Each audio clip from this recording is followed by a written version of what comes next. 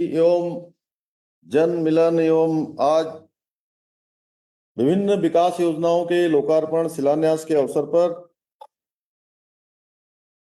मंच पर आसीन विभिन्न विकास योजनाओं के लोकार्पण शिलान्यास के भारतीय जनता पार्टी के प्रदेश महामंत्री श्री आदित्य कोठारी जी, जिला अध्यक्ष भाई महावीर सिंह पवार जी, रुद्रप्रयाग क्षेत्र के लोकप्रिय विधायक आदरणीय भरत सिंह चौधरी जी, जिला पंचायत अध्यक्ष अमरदेव शाह जी, महिला मोर्चा की अध्यक्ष और पूर्व विधायक बहन आशा नौटियाल जी, भाई चंडी प्रसाद भट्ट जी, सुमंत तिवारी जी, जिला पंचायत उपाध्यक्ष वाचस्पति सेमवाल जी, शकुंतला जगवाण जी, भारत भूषण भट्ट जी, विनोद देवसाली जी, श्रीमती बीना राणा जी, अनिल कोटियाल जी, त्रिलोचन भट्ट जी, राय सिंह राणा जी, मंडल अध्यक्ष अनसुईया प्रसाद भट्ट जी, मंडल अध्यक्ष उसी मठ एवं कार्यक्रम में पधारे हमारे सभी बड़े बुजुर्ग, सभी उपस्थित माताएं बहनें, सभी हमारे प्रतिनिधिगण, उपस्थित पत्रकार मित्रों एवं छायाकार बंधुओं, मैं सबसे पहले तो आप सभी को, अपनी आई हुई बहनों को विशेष रूप से आज मैं इस रक्षाबंधन पर्व पर आप सबको बहुत बधाई देता हूं, बहुत शुभकामनाएं देता हूं। मेरा आप सबके बीच में आने का कार्यक्रम था और बहुत प्रयास भी मैंने किया कि किसी तरह मैं आप सबके बीच में पहुंच पाऊं, लेकिन मौसम ठीक नहीं होने के कारण से बीच में ही वापस आना पड़ा। इसलिए वर्चुअल माध्यम से मैं आप सबसे जुड़ रहा हूं। मैं अपनी सभी बहनों को जो यहाँ पहुंची हैं उन सबको मैं बधाई देता हूं, उनको प्रणाम करता हूं, बड़े बुजुर्गों को, सभी को, और बाबा केदार से प्रार्थना करता हूं कि बाबा केदार हमेशा आप सब पर अपना आशीर्वाद बना के रखें, राज्य पर अपना आशीर्वाद बना के रखें और हमारा प्रदेश आगे बढ़े। बाबा की कृपा से हम सब लोग, हमारे प्रधानमंत्री जी ने जो बाबा केदार की भूमि से ही कहा था कि 21वीं सदी का तीसरा दशक उत्तराखंड का दशक होगा, उस दशक को बनाने के लिए बाबा की कृपा और हम सबका साथ हमेशा एक दूसरे के साथ बना रहे। भाइयों बहनों, बहुत सारे काम आज राज्य के अंदर चल रहे हैं। आप सबको पता है कि आज हमारी बहनें, विशेषकर राखी के अवसर पर मैं कहना चाहता हूं कि हमने मुख्यमंत्री स्वरोजगार सशक्तिकरण योजना पिछले दिनों चलाई है। इसके साथ साथ मुख्यमंत्री उत्सव बहना अभी चलाई है और इनके पीछे हेतु है कि हमारी जो बहनें अपने घरों में एक से एक अच्छे उत्पाद बना रही हैं और अपने रोजगार के साथ साथ और लोगों को भी रोजगार से जोड़ने का काम कर रही हैं, स्वरोजगार देने का काम कर रही हैं और एक से एक अच्छे उत्पाद बना रही हैं। चाहे जिस क्षेत्र में देखिए, आज हमारी बहनों के द्वारा बनाए हुए उत्पाद, आज उसकी मांग पूरे देश के अंदर और विश्व के कोनों पर भी होने लगी है। हमने अभी माननीय प्रधानमंत्री जी के हाथों हाउस ऑफ हिमालय ब्रांड, इसका उद्घाटन कराया था। माननीय प्रधानमंत्री जी ने उसका उद्घाटन किया। उसके कारण से आज पूरे देश के और दुनिया के अंदर हमारे यहाँ के बने हुए मिलेट्स हैं, हमारे सिलाई कढ़ाई बुनाई, हमारे खाने के सामान, हमारी बहनें जो प्रसाद बनाती हैं या अन्य प्रकार के उत्पाद बनाती हैं, उन सबको आज मान्यता मिल रही है। और हमारा भी ये प्रयास है कि सरकार इन सबको एक अच्छा विपणन का केंद्र दे। इसीलिए हमने मुख्यमंत्री सशक्त उत्सव बहना योजना प्रारंभ की है और इस योजना के माध्यम से हमारी बहनों के उत्पाद देश दुनिया में जाएंगे। और आज एक जनपद दो उत्पाद योजना से भी स्थानीय उत्पादों को पहचान दिलाने का काम कर रहे हैं। प्रदेश की मातृशक्ति को हर जगह पर स्थान मिले, उसके लिए हमने सरकारी नौकरियों में भी 30% का क्षैतिज आरक्षण का विधेयक लाकर इसका प्रावधान कर दिया है। अब हर क्षेत्र में हमारी बहनों को, हमारी मातृशक्ति को स्थान मिलेगा।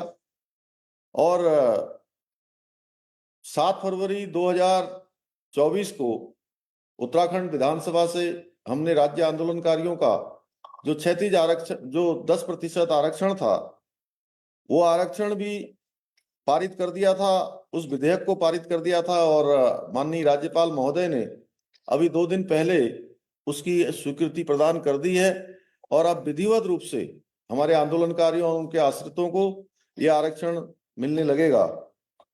खिलाड़ियों के उत्थान के लिए बहुत अच्छा था कि आज मैं जब आप सबके बीच में आ रहा था सवेरे, आज 3 हमारे राज्य से जिन्होंने ओलंपिक में भाग लिया, जिन हमारे खिलाड़ियों ने, सूरज पवार, अंकिता ध्यानी और परमजीत, तीनों लोगों से मैंने आज भेंट करी। पहले लक्ष्य सेन 1-2 दिन पहले यहाँ मिलकर गए थे। और हमारे छोटे राज्य से भी 4 लोगों का ओलंपिक में पार्टिसिपेट करना, भाग लेना, बहुत हम सब लोगों के लिए गौरव की बात है। खिलाड़ियों के उत्थान के लिए हमने नई खेल नीति हम लाए हैं, मुख्यमंत्री खिलाड़ी उन्नयन योजना। उसमें उभरते हुए खिलाड़ियों को 1500 रुपये प्रतिमाह खेल छात्रवृत्ति के साथ ही अन्य सुविधाएं भी दी जा रही हैं। खिलाड़ी प्रोत्साहन योजना का प्रारंभ किया गया है। इस योजना में 14 वर्ष से लेकर 23 वर्ष तक के खिलाड़ियों को 2000 रुपये प्रतिमाह छात्रवृत्ति एवं 10,000 रुपये प्रतिवर्ष खेल उपकरण खरीदने के लिए भी ये राशि दी जाएगी। पर्यटन के साथ साथ संस्कृति का संरक्षण भी हम कर रहे हैं। हम केदारखंड के सभी मंदिरों का विकास कर रहे हैं। ग्रामीण अर्थव्यवस्था के लिए होम स्टे योजना बहुत महत्वपूर्ण है और होम स्टे योजना को बढ़ाने का काम हमारी सरकार लगातार रूरल इंक्यूबेटर के माध्यम से भी कर रही है, अन्य प्रशिक्षण के अन्य कार्यक्रमों के माध्यम से भी कर रही है। हमारी सरकार ने अभी कैबिनेट में एक मंत्रिमंडल में तय किया कि 5 करोड़ से कम की पर्यटन परियोजनाओं पर भी 1.5 करोड़ रुपए तक की सब्सिडी दी जाएगी, जिससे हमारे पहाड़ वासियों को, छोटे काम करने वालों को, होटल चलाने वालों को, ढाबा चलाने वालों को, होम स्टे चलाने वालों को सीधे सीधे इसका लाभ मिलने वाला है। और जिन लोगों ने पहले एमएसएमई के तहत लोन के लिए अप्लाई तो किया था, लेकिन उनकी स्वीकृति नहीं हो पाई थी उस समय, तो ऐसे भी सभी हमारे 300 से ज्यादा कारोबारियों को हमने सीधे उनको सहायता करने के लिए अभी कैबिनेट से यह प्रस्ताव भी पारित कर दिया है कि जो पिछले भी जितने भी हमारे बकाया इस प्रकार के उद्यम वाले लोग रह गए हैं, उनको भी सब्सिडी प्रदान की जाएगी। भाइयों बहनों, ऐसे अनेक काम आज हम कर रहे हैं। सरकार किसानों को 3 लाख रुपए और महिला स्वयं सहायता समूह को 5 लाख रुपए तक का ऋण बिना ब्याज के उपलब्ध करा रही है। मेरा मन था कि आप सबके बीच में आता तो बहुत सारी बातें आज आप सबके बीच में होती। अभी पिछले दिनों जो पूरी केदार घाटी में आपदा आई है, उस आपदा में बहुत नुकसान हुआ है और हमने लगातार प्रयास किया है कि केदार घाटी फिर से जल्दी जो है ठीक हो, पहले जैसे स्वरूप में आए। और हमारी यात्रा, चूंकि अभी सितंबर और अक्टूबर माह में यात्रा को चलना है, इसलिए हमारा संपूर्ण प्रयास है कि यात्रा फिर से अच्छे तरीके से चले और यात्रा में कोई व्यवधान किसी प्रकार का अब न हो। इसलिए अब दूसरे चरण की जो यात्रा है, जो सितंबर माह से जो यात्रा चलने वाली है, और जब तक कपाट बंद होने तक विभिन्न हमारे संगठन के लोग भी आए थे, धार्मिक संगठनों के लोग भी थे, तीर्थ पुरोहित सभा, हमारे टूर ऑपरेटर, घोड़ा खच्चर समिति, सभी संगठनों में तो बात मुझे वहाँ की समस्याओं के बारे में बताया। इसलिए हमने निर्णय लिया है कि अब द्वितीय चरण की जो यात्रा चलेगी, उस यात्रा में पहले की जैसी व्यवस्था है वो व्यवस्था वैसी ही रहेगी। जो तीर्थयात्री उत्तराखंड में इन 4 धामों के दर्शन के लिए आएंगे, वो बिना रजिस्ट्रेशन के भी आएंगे तो उन्हें ऑन स्पॉट ही रजिस्ट्रेशन की व्यवस्था उपलब्ध कराई जाएगी तथा इसमें किसी भी प्रकार की जो संख्या है उसकी बाध्यता अब नहीं होगी। इस हेतु निम्नलिखित स्थानों पर ऑफलाइन स्पॉट रजिस्ट्रेशन की व्यवस्था हमने कर दी है, हरिद्वार में, ऋषिकेश में, और इसके अतिरिक्त केदारनाथ जी के आसपास, केदारनाथ जी में, बद्रीनाथ जी में, यमुनोत्री, गंगोत्री, सभी स्थानों पर जहां भी मुख्य पड़ाव हैं उन पर रजिस्ट्रेशन की ऑन स्पॉट व्यवस्था की जाएगी। इसके लिए सारे आदेश कर दिए गए हैं और बैरिकेडिंग चेकिंग की व्यवस्था की भी समीक्षा कर उसको भी बिल्कुल कम से कम कर दिया गया है, जिससे कि यात्रा का सरलीकरण हो और किसी भी प्रकार से यात्रा में व्यवधान न हो, सुचारू रूप से यात्रा चले, इसके लिए पुलिस विभाग को भी आदेश कर दिए गए हैं। साथ ही अन्य प्रदेशों से आने वाले जो वाहन हैं उनमें ग्रीन कार्ड, ट्रिप कार्ड की अनिवार्यता की मांग भी बीच में आई थी। ये भी, इसके लिए भी परिवहन सचिव को आदेश कर दिया गया है कि यदि किन्हीं कारणों से ये अभी नहीं संभव हो रहा है तो आगे की जो हमारी यात्रा चलेगी 2025 में, उस यात्रा में इस पर कार्रवाई की जाएगी। चारधाम यात्रा की तैयारी हम इस बार चारधाम यात्रा के समाप्त होते ही शुरू कर देंगे और प्रथम चरण में सभी जनपदों के यात्रियों यात्रा से संबंधित जिलाधिकारी अपने अपने स्तर पर सभी हमारे जितने भी हितधारक हैं, स्टेक होल्डर्स हैं, उनके साथ बैठक कर परामर्श करेंगे। इसके बाद उच्च स्तर पर परामर्श करने के उपरांत अगले चारधाम यात्रा की तैयारी के लिए रणनीति पूर्व में ही तैयार कर ली जाएगी। भाइयों बहनों, और भी जो आप सबके बीच में से सुझाव आए हैं, हमारा प्रयास होगा उन सभी सुझावों पर हम काम करें। अभी तो सर्वप्रथम हमारा यही है कि किसी भी तरीके से यात्रा चले, और अभी हमने यात्रा को अच्छा चलाने के लिए यात्रा प्राधिकरण बनाने का भी निर्णय लिया है। चारधाम यात्रा के सुगम संचालन के लिए वो जो भी निर्णय लिए जाएं, वो सभी लोगों से, जो लोग यात्रा मार्ग पर और यात्रा को चलाते हैं, यात्रा के कारण जिनके हितधारक हैं, उन सभी से व्यापक विचार विमर्श करने के बाद आम सहमति के आधार पर हो। मैं जल्दी आप सबके बीच में भी आऊंगा और जो भी वहां पर हमारे आपदा के काम चल रहे हैं, पुनर्निर्माण के काम चल रहे हैं, या हमारे धाम में काम चल रहे हैं, उन सभी पर हम काम कर रहे हैं। केदारनाथ धाम का कोई भी गलत उपयोग अब नहीं कर पाएगा और हमने इसके लिए तुरंत मंत्रिमंडल में प्रस्ताव लाकर ये सर्वसम्मति से निर्णय ले लिया है कि अब कोई भी जो है केदारनाथ धाम का नाम या हमारे धामों का गलत उपयोग नहीं कर पाएगा। और अभी जो पिछले दिनों जो वहाँ जो मंदिर बन रहा था, उनको मंदिर बनाने वालों को भी स्पष्ट तरीके से कह दिया गया है कि वहां पर इस प्रकार के नाम का बिल्कुल भी उल्लेख न करें, किसी अन्य नाम से वो मंदिर का निर्माण करें। भाइयों बहनों, आज के अवसर पर चूंकि मैं वहीं पर आकर आप सबके बीच में ये कुछ घोषणाएं करना चाहता था, लेकिन अब मैं यहीं से आप सबके लिए वहां के क्षेत्र के जरूरी हैं उन घोषणाओं को कर रहा हूं। एक तो विजयनगर पठाली मोटर मार्ग में क्षतिग्रस्त लगभग 1500 मीटर भाग का जो सुरक्षात्मक कार्योपरांत है, उसका पुनर्निर्माण किया जाएगा। 5 करोड़ रुपए की धनराशि तत्काल इसके लिए निर्गत की जाएगी। भड़ज में ITI खोलने की स्वीकृति प्रदान की जाएगी।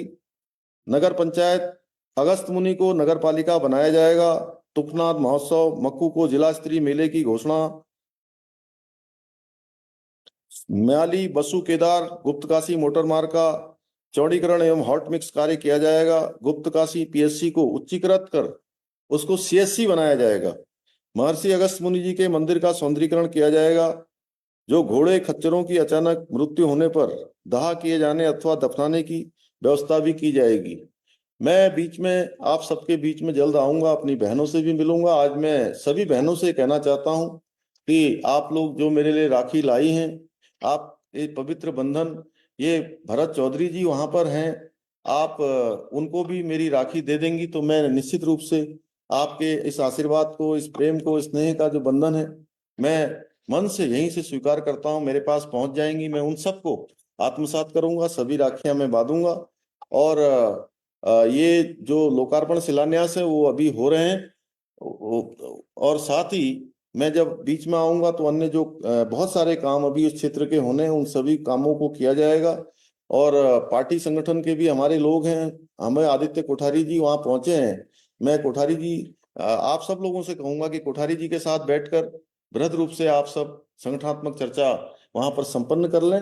और पुनः एक बार फिर से मैं सभी का, हमारे जिलाधिकारी जी और हमारे यहाँ कमिश्नर साहब मेरे साथ बैठे हैं, जो लगातार आप लोगों के बीच में समन्वय का काम कर रहे हैं। यहाँ से श्री विनोद सुमन जी, जिन्होंने पहले दिन से, जो 31 अगस्त को आपदा, 31 जुलाई को आपदा आई थी, उसी दिन से लगातार सक्रिय होकर पूरी केदार घाटी को सामान्य बनाने में संपूर्ण जो योगदान है हमारे सभी अधिकारियों का भी है। जिलाधिकारी, SSP, CDO, वहाँ के सभी जिला प्रशासन के लोग, हमारे NDRF के लोग, SDRF के लोग, और जो हमारे तीर्थ पुरोहित सभा के लोग हैं, केदार सभा के लोग हैं, व्यापार मंडल के लोग हैं, धार्मिक संगठनों के लोग हैं, हमारे सभी प्रतिनिधि हैं, पंचायतों के प्रतिनिधि हैं, हमारे ग्राम प्रधान, क्षेत्र पंचायत सदस्य, जिला पंचायत सदस्य, पूर्व हमारे प्रमुखगण और पुराने हमारे सभी वरिष्ठ नेतागण, व्यापार सब मंडल के लोग, सबने और क्षेत्रीय लोगों ने